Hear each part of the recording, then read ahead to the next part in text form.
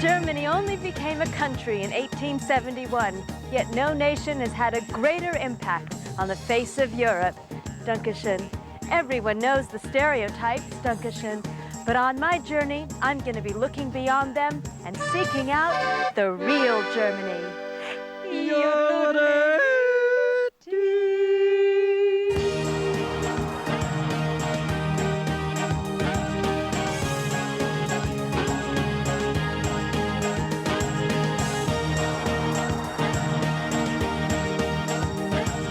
Germany is at the center of Europe. To the west lie France, Belgium, and Holland, while to the east are Poland and Austria.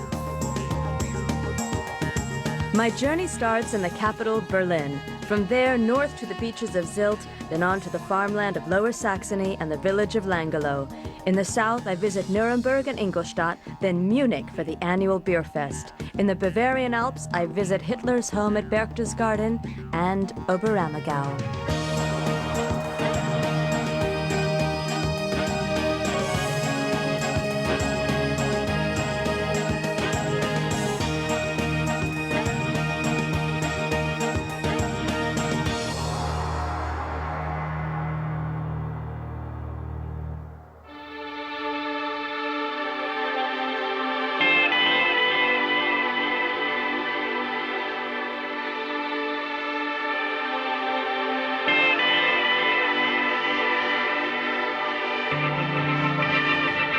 After World War II, Germany was divided into two countries, the communist DDR in the east and the Federal Republic in the west. And the most potent symbol of that division was the Berlin Wall, which ran right in front of that building called the Brandenburg Gate. So until reunification in 1989, that was East Berlin, this was West Berlin, and now it's all one Berlin.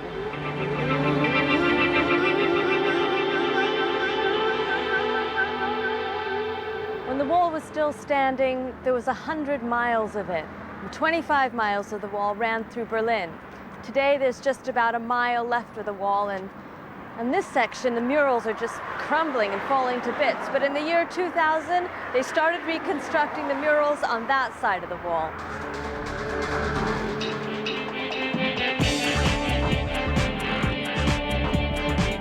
This section of the wall is known as the East Side Gallery. These paintings were created by artists from all over the world. Just behind the wall is a man called Gigi who sells bits and pieces of it. How do I know that these little pieces here are not just painted bits of cement? Look in my eyes. Now you can believe me. Gigi chiseled off whole chunks of the wall and stored them in his basement, and he can show you exactly where your fragment comes from. But Gigi wasn't the only one attacking the wall. It was a special noise, day and night, 24 hours a day, every minute. Hammer, hammer by hammer. It was crazy. The poor people next to the wall. Are you still allowed to break down the wall? No. Actually, it's very important to keep that part of the wall what's still standing here. This is the longest what we have. Here you can get the best impression how hard was the wall through the city, like a knife in a cake, east and west. Yes. And so terrible. All the divided families and so on. During the 28 years that the wall encircled West Berlin, over 160 East Germans died trying to cross it. Now, the symbol of oppression is scattered across mantelpieces all over the world. I think I'll get this one here. Great. And I think I'll also get your map. So all together, so is it seven? With the map. With the map? Yeah. 7 and 4 is, in my store, 10 marks. Oh, that's a good deal. Okay. My teacher was a drinker.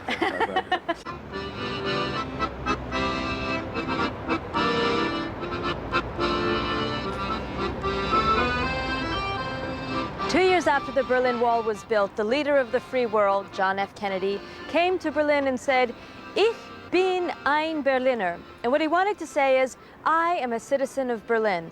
But what came out is, I am a jelly donut. See, what he should have said is Ich bin Berliner and left the ein out. I wonder what happened to his translator.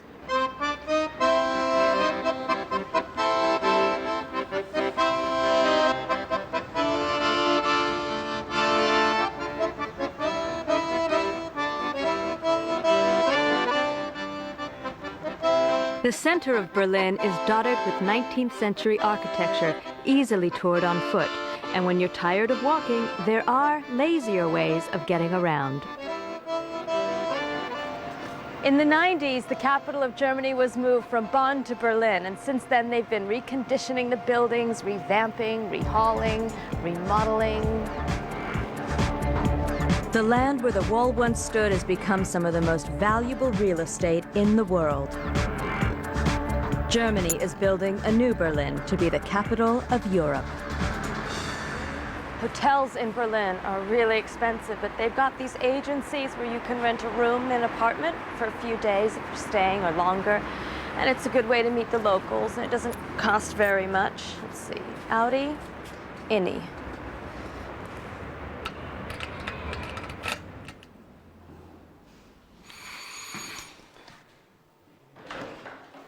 Hello. I'm Justine. I'm Volker. Hi. Nice to see you. Hi, nice to meet you. Nice to Come see inside, you. please. Hello. Hi. This is Bettina. Hi, Bettina. Hi, Bettina. Justine. Justine. Hi. This is Achilles. Hi, Achilles. I will show you the room now. Okay, Volker. Come over here. Are there any rules? The agency didn't tell me if there was. No. No. It's a non-smokers room. The Oh, okay. only room where you can smoke is the kitchen. Okay. Wow, this is the room I'll be in? That's it. That's great. It's really big. Oh, that's the biggest pillow I've ever seen. Well, not very really. I typical. mean, I've seen bigger, but you know, it's an expression.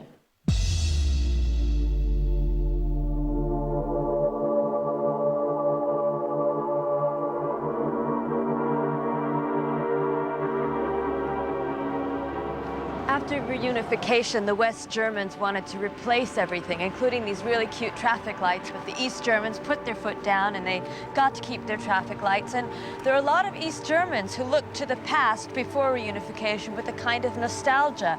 And there's this feeling called Ostalgie, which combines the words nostalgia with East.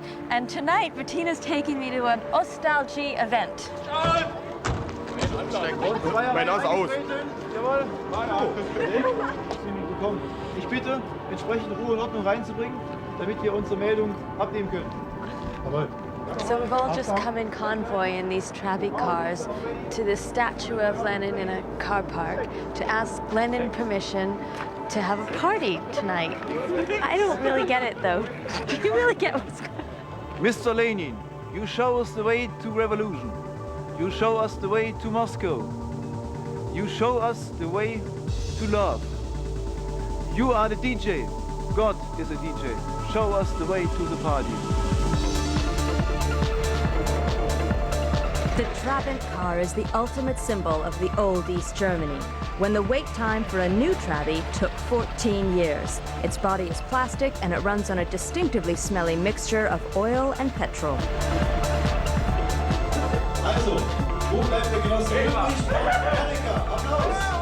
The party involves lookalikes of former East German presidents, plenty of flag waving, and spirited renditions of socialist scout songs.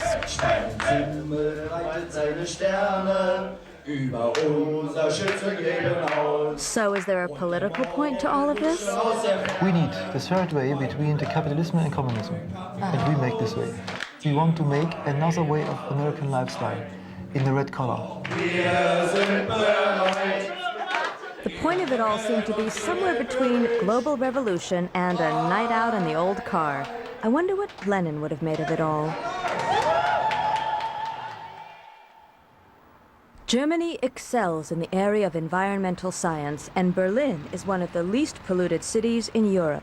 I don't think it would be exaggerating to say that the Germans are somewhat obsessed with cleanliness and order, and Volker here has offered, rather insisted, on showing me the German form of garbage separation. This one is for compost. That's just all organic Material. Yeah. Yeah. Okay. All paper It's- things are in here. In here, the Okay. silver ones. Yeah, okay. And then I've got cans and plastic. Yeah. So I feel, also, and this goes in as well, the Yeah, bag as well. yeah. The bag goes in as well, okay. the next thing, always the biggest quantity is just normal rubbish. Volker, I see a beer can in here. Oh, Okay. Yeah, there's a Oh. bottle. There's another bottle. Obviously, well, I didn't do this. I didn't do this. I didn't do this. The other One of the guys. other roommates did this. it's always the other guys. Yeah. Put it. The national concern for the environment has paid off for Germany. They make and sell 1/5 of the world's environmental technology.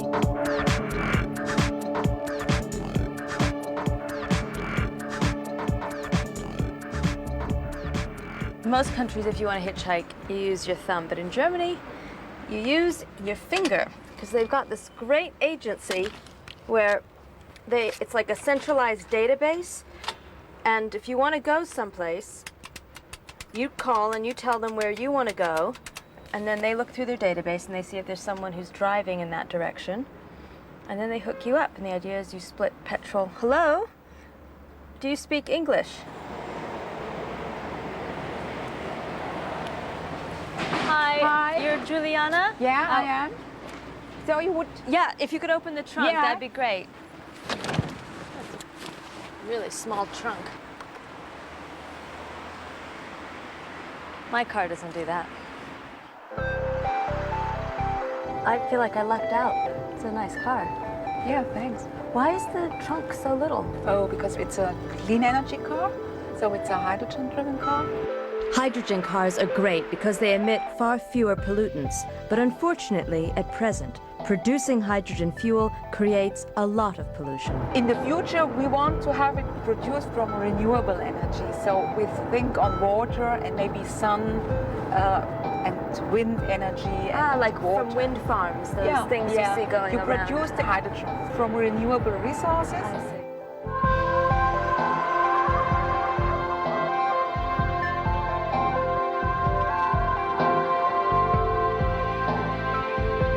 My lift took me from Berlin to Nibel.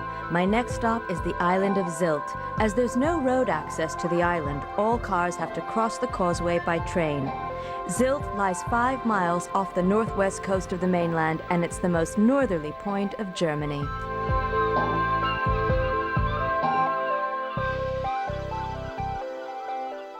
The island of Sylt is one great big huge sandbar that juts into the North Sea. And that is the longest continuous beach in Germany, 25 miles. Over there is Britain, to the north is Denmark, and across the mudflats is mainland Germany. The North Sea location of Sylt means that winds here are strong. Houses nestle into the dunes.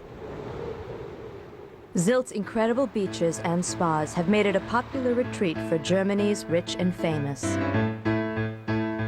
Its main claim to fame, though, is as the German birthplace of modern nudism.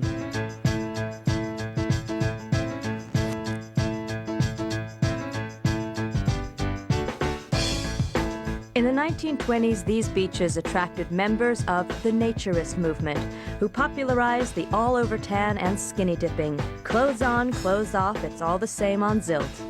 So, where did you get that all-over tan? Oh, that's only from Sylt. This is a Sylt tan. Yes, it's a special Sylt tan. So did you start a nudist movement in the Navy? Normally we wore our uniform. Right, oh, no one was looking? You all took off your uniforms? I took a chance, yes. Really? Do men come here looking for women, and do women come here looking for men? No, that's absolute not interested for these people. So it's not like Just to be nude in the nature, that's the thing.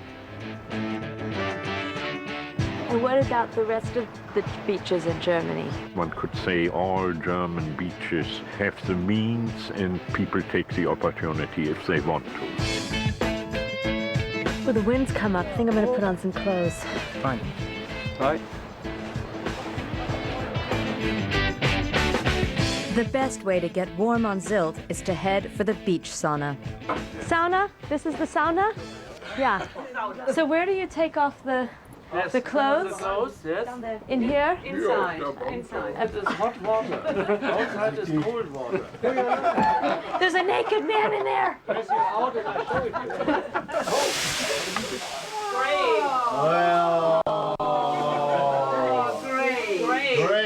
He just poured plum aquavit into the sauna. Aquavit, so it smells like whiskey or something. Like Slivovitz. Slivovitz. Tasty. Slivovitz. So we're all great. inhaling whiskey fumes. Plum aquavit. Yes. In the sauna, usually you don't sit holding yourself like this. You sit very open and relaxed, but Yes. we have to cover our genitalia and our nipples for the television.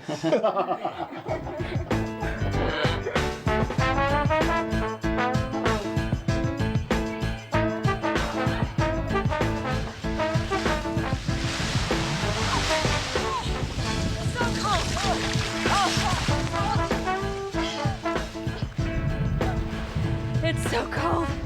It feels so good. I'm going back to the sauna now.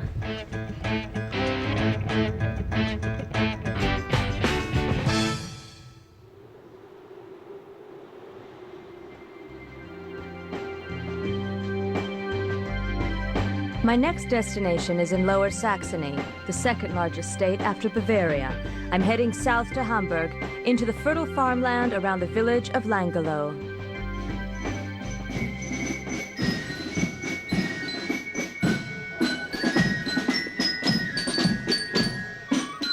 I think we just walked into a parade.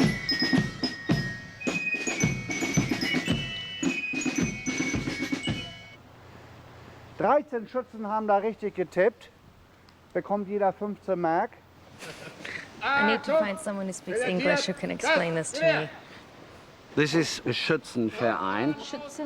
Schützenverein is a shooting club. Shooting club. It is a shooting club, but in the past it was a lot of people who would say we are together to protect our area. This is an idea which comes from the 1920s or already before. Today we just stick to the tradition, but we never think that we will have a war again.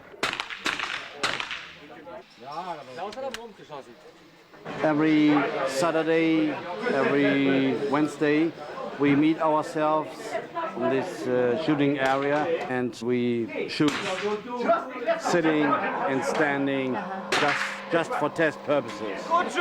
Apart from shooting, the other main purpose of the club is social.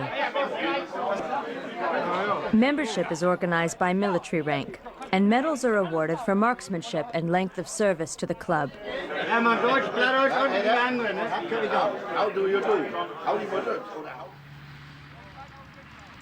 Away from the city, you can't be too choosy about your transport. I'm heading deep into farm country to spend the night in something called a hay hotel. Dankeschön. Auf Wiedersehen. Bye. Bye-bye. Hi. Hi. Are you Karen? Yes. Yeah, this is it, the hay hotel. So there are about 70 hay hotels in Lower Saxony, and a hay hotel is basically a hotel where you sleep on hay. And they're very popular in Germany among business people who want to come to the farm and have a rural experience, right? Mentally relax, unwind. And I figure because they're for business people, they're probably pretty comfortable, yeah? Well, they are. Yeah? And this is it. Ah, this is the... Boy, it really is a hay hotel. Gee. It's a big bed of hay. Yeah. You have brought your own sleeping bag? Yeah, That's yeah, all yeah. what you need. Yeah. Just spread your sleeping bag out and then lay down. Make yourself comfortable. Make yourself your own pillow. And that's it. The hay is really comfortable. But all night long, one of those girls over there has been making this chewing sound.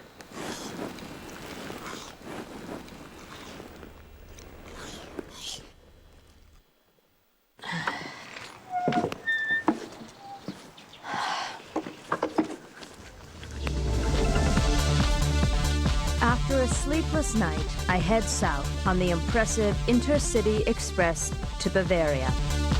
My next stop is the city of Nuremberg, infamous for its Nazi party rallies. This is the second-class compartment. Place to hang your coat. And here's the recycling center. In the first-class compartment, you get your own TV screen. The train is really quiet, but these doors are the definition of silence. They're even better than the doors in Star Trek, because the ones in Star Trek go. But look at this, a computer. So you can request a destination from anywhere to arrival anywhere. Choose the time you want, then you print it out. Let's see if there's anything special going on in the toilet department. Vacuum flush, just like in the airplanes. So I've read my itinerary. I don't need it anymore, and I know exactly where I'm going to put it. Not in the organic recycling bin, not in the aluminum or plastic recycling bin, but in the paper recycling bin. What's this? Ah, hello. Oh my gosh, it's a family car. I mean, not where you make a family, but where you bring your family. Look at this, it's an old playpen for baby. That is really clever. Okay, now I'm impressed.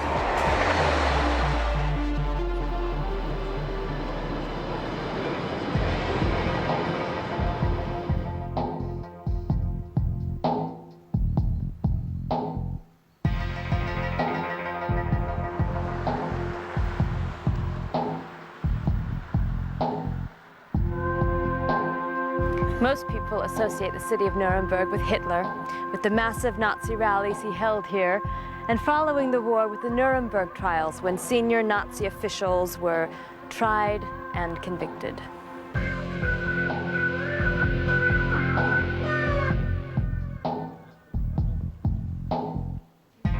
Long before the Nazis came to Nuremberg, this city was a powerful symbol of German national identity. By the 15th century, Nuremberg was considered one of the most magnificent cities in all of Europe. Emperors and princes met here to administer their empire, and that's why Hitler chose Nuremberg as the site for his rallies, because he wanted to associate himself and his movement with the city's grand history. Just outside the medieval part of the city, Hitler built a massive complex of oversized parade grounds and buildings. His Colosseum was to be 1.5 times bigger than the one in Rome. Never completed, it's a warehouse now. His troops would march here to flaunt his military strength and intimidate the world. And in the Zeppelin Tribune, he held the Nazi rallies so familiar from newsreels. From this podium, Hitler addressed 250,000 people, carefully stage-managed to present him as their invincible Führer.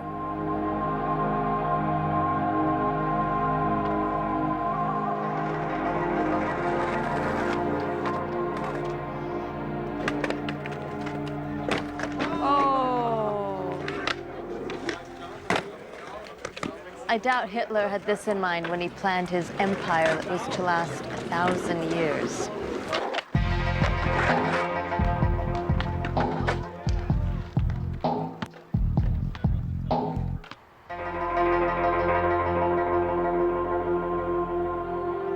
Nuremberg also gives its name to the Nuremberg racial laws of 1935, based on the doctrine of Aryan superiority. These laws, among other things, stripped Jews and Gypsies of their citizenship, forbade them to intermarry with Gentiles, and later, the Nazis used these laws to justify their extermination of 6 million Jews and several 100,000 Gypsies. Before World War II, there were 9,500 Jews living in the Nuremberg area. After the war, there were 5.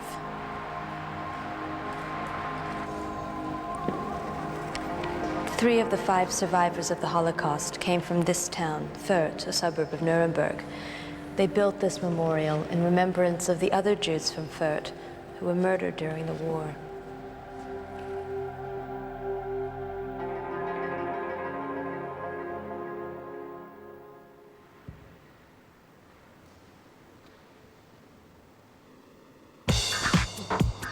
From Nuremberg, I continue south. My next stop is the medieval town of Ingolstadt, and from there it's just a short hop to the Bavarian state capital, Munich, for Oktoberfest. Germany was like one of the best places to go. Why? Just everyone was friendly, it was beautiful, and we just had a killer time. I figured it'd be harder than it was to communicate, but most people speak at least some English. Ingolstadt is a small and beautiful walled city. It was here that the German beer purity laws were issued in 1516, stating all beer had to have certain ingredients. It's also the home of Audi cars, and it's where Mary Shelley set her Gothic fiction, Frankenstein. So, ladies and gentlemen, friends of horror, I may give you a very warm and friendly welcome here on our murder and mystery tour. So first of all, I may introduce myself to you. My name is Frankenstein, Dr. Victor Frankenstein, and I am dead now.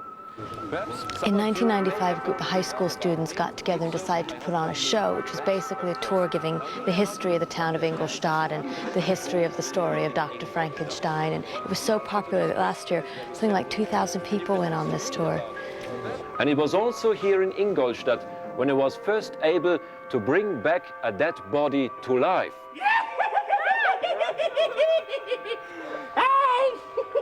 I'm very sorry for this interruption. I may introduce you to my assistant Igor. And Igor is in charge of the brain depository and also in charge of the storage for all the human pieces we got in our laboratory. It's Ingolstadt, you know, it's either this or a visit to the Audi factory. We go down here.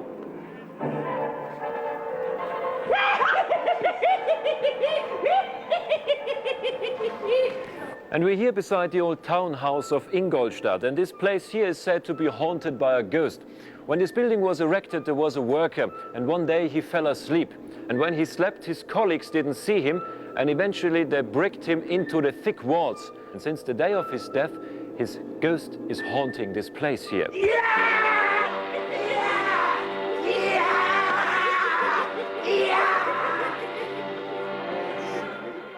Naturally, the star of the show is Dr. Frankenstein's creation itself. And this building here was the former prison of the city of Ingolstadt. And here were not only criminals kept, but also Frankenstein's creature. And one day, the creature was able to escape after it killed one of the guards.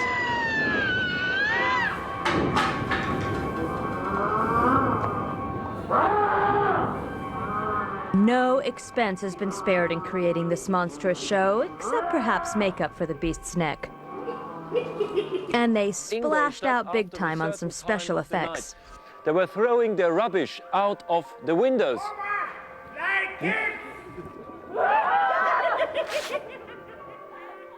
It turns out the monster was quite a respected actor. I'm only doing this for the money. I'm between parts right now.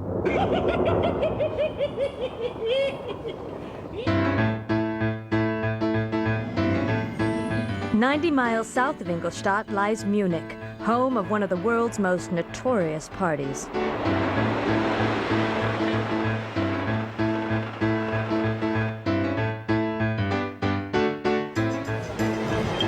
In 1810, Crown Prince Ludwig held a huge wedding and the festivities took over much of Munich. The party was so good then that it's still going. And today it's called Oktoberfest.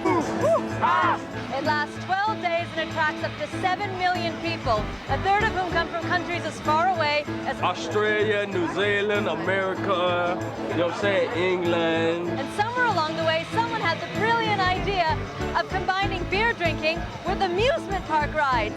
Makes sense, doesn't it?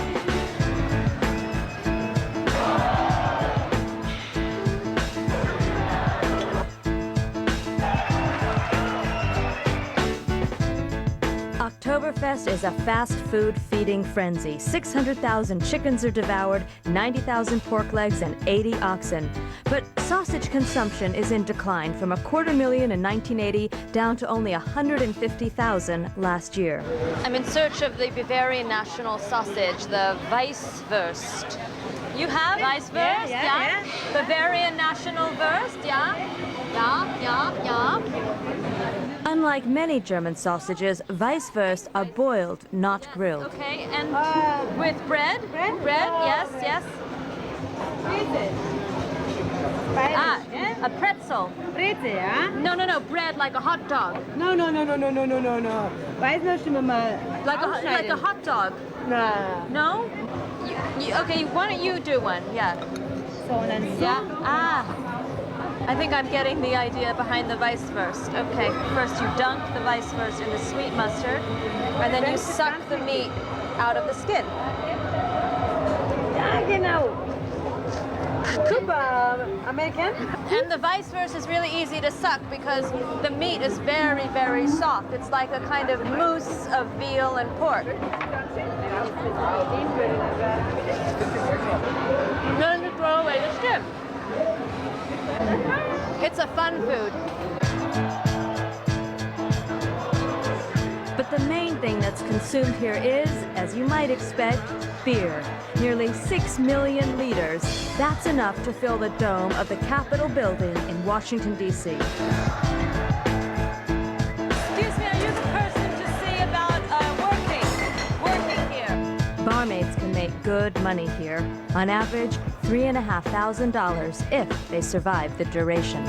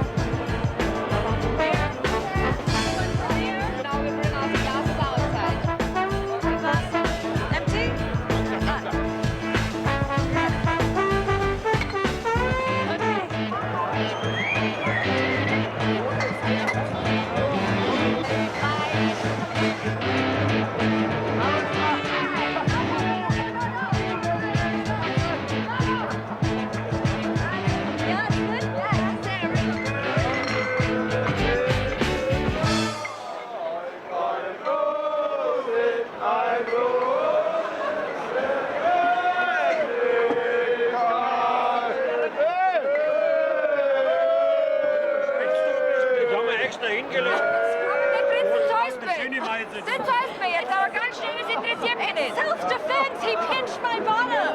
He pinched my butt! He pinched me! He pinched my bottom! Ja? Du zahlst mir jetzt die Brezel. Ja, du kriegst doch das Geld von dem Fernsehteam. Da habe ich sofort die Folge jetzt. I call it self-defense. Okay, we shake hands. No, there's no problem. Only with the hand. Okay.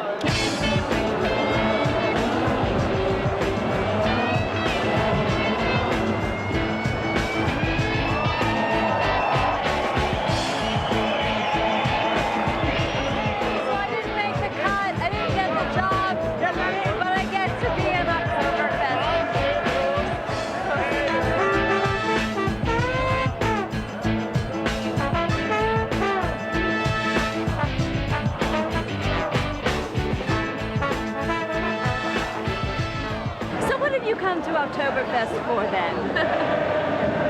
I think what everyone came for, the beer and the atmosphere. Yeah, definitely the atmosphere.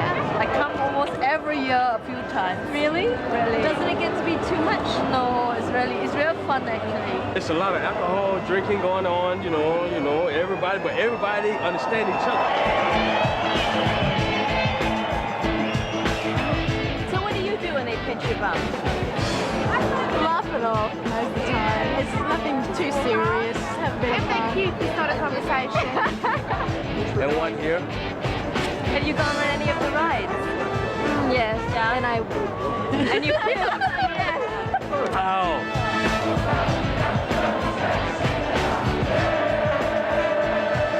The party goes from 10 till 10 every day, and by closing time, it's reeling. The real beneficiary of the event is Munich itself. Oktoberfest brings a sobering $750 million into the city.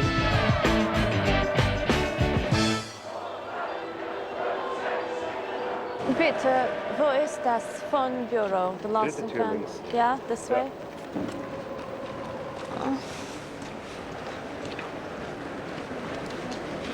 suppose it's bound to happen, you know. I didn't even drink that much. Those glasses are really big. Deceiving. What'd you lose? My money. Your wallet? Yes. Did you drink too much? Is that the problem? You lost all sense of things. Yes.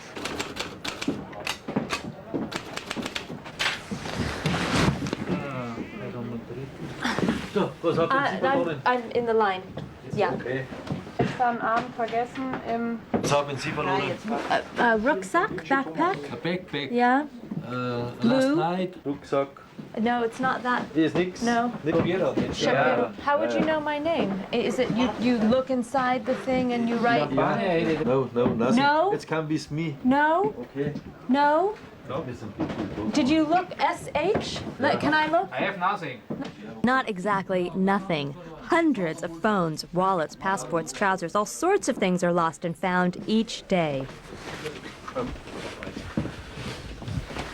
Tomorrow, no more Oktoberfest. Ja, morgen. So what do you do with all these clothes? Alles in the headquarter in the Ötztaler Street. You take it to the headquarters. Yes. Oh, I wonder if there's anything my size. It's a nice color. Anyway, where are the backpacks? Oh. A live stork is perhaps the strangest thing handed in, and one year a woman waited all day for her lost husband. Is there another area for... there's my backpack! Oh, okay. There it is. Oh, great. Thank you.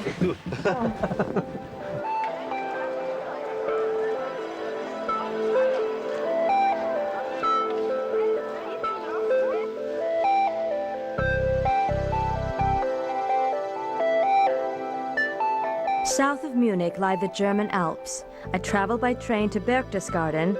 From here, I take a trip to Oberammergau.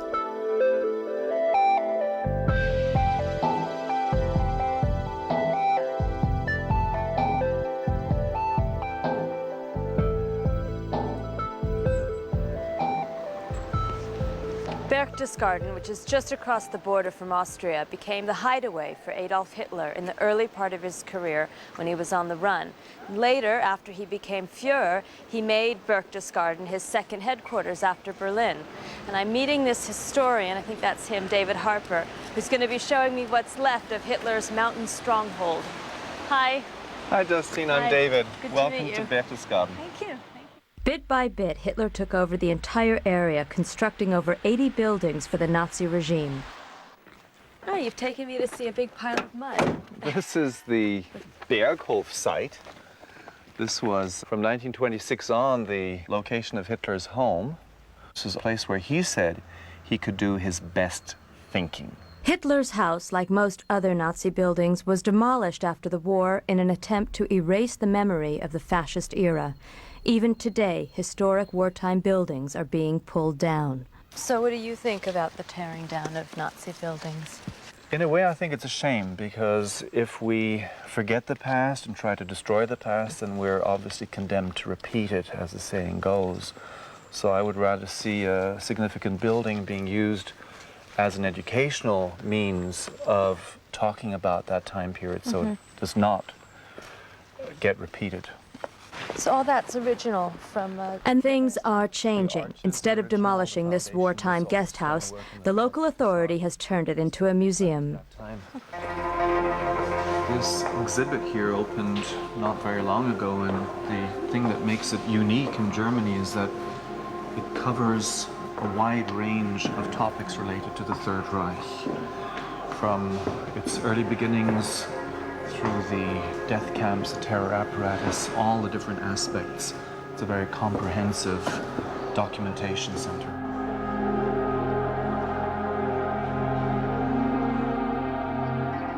Beneath the museum, a small section of the wartime bunker has been opened. In these tunnels that stretch for 40 miles, Hitler amassed enough supplies to survive a siege of 6 months. This museum offers a place for Germans to re-examine their past. There's no other place you can see this in Germany, and it's a pretty important thing of Germany. It's the history. It wasn't good, it wasn't fine, and if you see this, it's you can't find the words if you see the dead people lying on the ground. But East Germans in particular have been disadvantaged in addressing the issues. So you And- learned nothing in but- school about the Nazi years? They passed this, they leave it out. We had history till 1920, 25, and then After that, nothing. After that, nothing. I think Germany should have lots more museums like this, but I think it takes time. It takes a lot of time.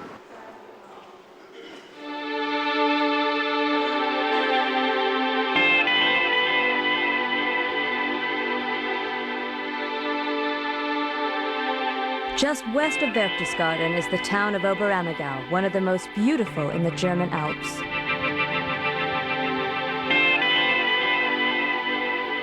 Wandering around Oberammergau, I've noticed a few things. Some beautifully painted buildings. Oversized window boxes. And the neatest wood piles I have ever seen.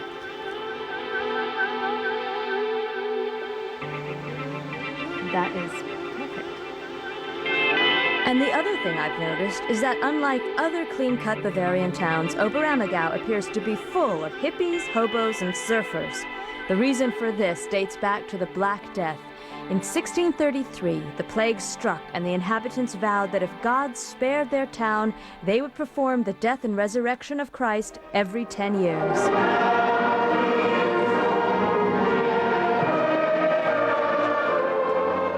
The vow, there were no more plague deaths, and the town is now on its 37th Passion Play. More than half of the town's 5,000 population are involved in this once-a-decade event. Tradition dictates that the actors aren't permitted to cut their hair until after the last show, which is today. Are you gonna get it cut tomorrow? Maybe tonight during partying, or maybe tomorrow. You can't shave your beard either? For 1 year? 20 months. 20 months, no shaving. Wow. He shaves every day, but at lunchtime it's like this. Because he's a man. Dieses Brot ist mein Fleisch.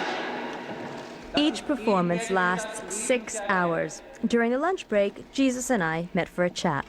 Oh, it's a great honor for Oberammergau people to have this part because there's a vote and all main actors are elected by the community. The main actors are elected? Yes.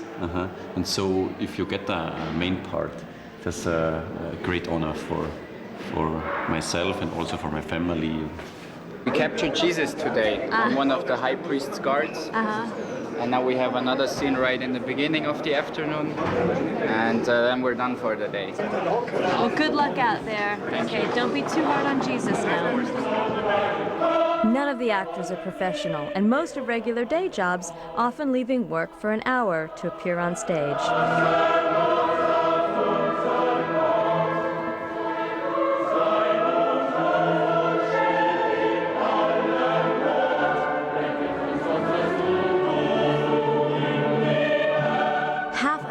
People come to see the Oberammergau Passion Play, and if you fancy seeing this amazing event for yourself, then put this date in your date book, May 2010.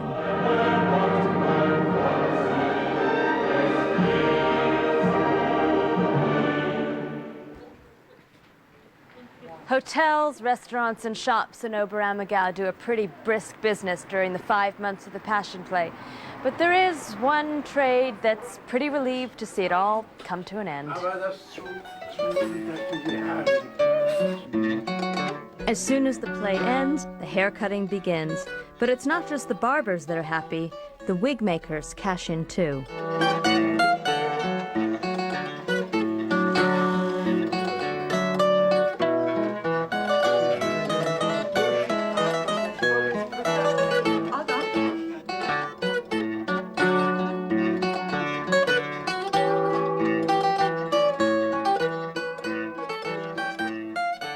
The Bavarian Alps are popular for skiing and hiking, and Michael's taking me up mountain climbing. Do you think one of the reasons mountain climbing has become so popular is because the equipment is so sexy? No, the equipment is only for your safety. Ah, yeah, safety.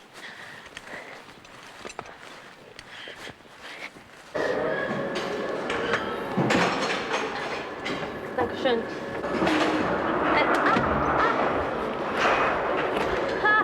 Okay, I'll see you up there.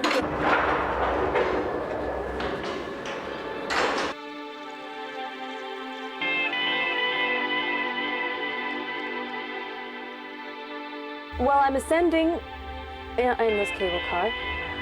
This is the easy part of the rock climb. Up through this cloud bank to the top where we'll start this rock climb. And it's quite eerie and a little unnerving to be in such thick cloud.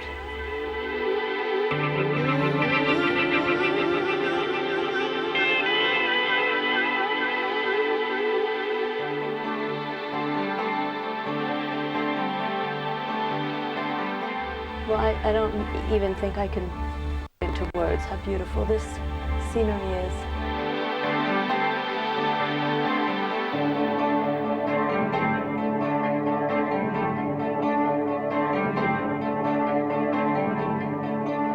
I'm climbing Mount Jena, which rises to over 6,000 feet. Great that we're here. This is it, huh? Okay.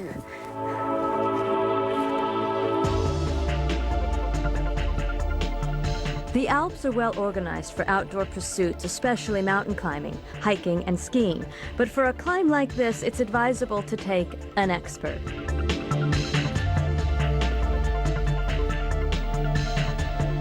Climbing season lasts from mid-August to mid-October, and the higher up you go, the more icy and snowy it gets.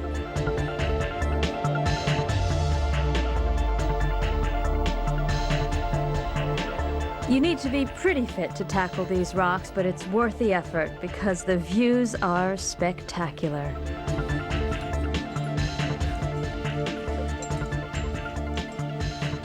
So, Justine, congratulations.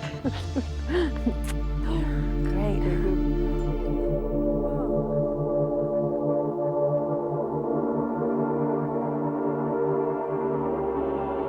For many, the recent dark events of German history have completely overshadowed its tremendous achievements, past and present. I mean, this is the home of some of the world's most influential composers, writers, artists, and thinkers. And today, Germany is a leader in environmental conservation and new technologies. Germans aren't the most outgoing, warm and fuzzy people, unless they've been drinking huge steins of beer or they're running around naked. But for a traveler, Germany is a piece of cake. Everything runs on time, even cheap hotels are clean, and no matter where you stop, guaranteed you will find a spotless toilet. And this is important for travelers.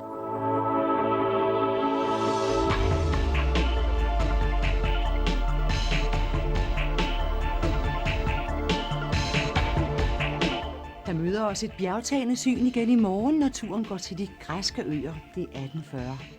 Om lidt vil Mixak gøre os mere bevidste om værdien af god mad.